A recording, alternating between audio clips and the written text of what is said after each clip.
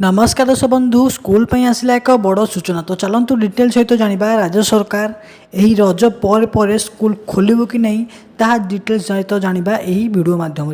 तो डे नक भिडियो को स्टार्ट करने पूर्व मुझे कही रखी कि जदि आपण मैंने आमर ये चैनल टी नुआ आसछंती निश्चिंत भाव में यही चैनल टी गोटे लाइक शेयर सब्सक्राइब करने को भूलिए ना।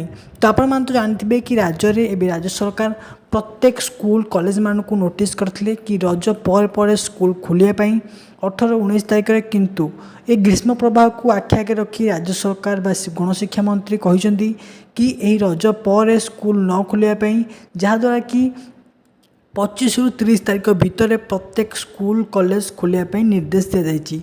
तो ये ग्रीष्म प्रभाव को आखि आगे रखी एपर्यंत डिक्लेयर कर जाए नहीं क्यों डेट रे स्कूल खोलिया बहुत शीघ्र स्कूल डेट खोलिया फिक्स होला पर मुझे जनइबी। तो आपण मैंने स्कूल कॉलेज को आगमन हो पारे। तो जदि आप मन में कौन भी डाउट अच्छी कमेंट सेक्शन माध्यम निश्चित भाव जनइबे। तो आज भिडियोटी किपर लगे कमेंट जनइबे। रोचे जय जगन्नाथ सांग।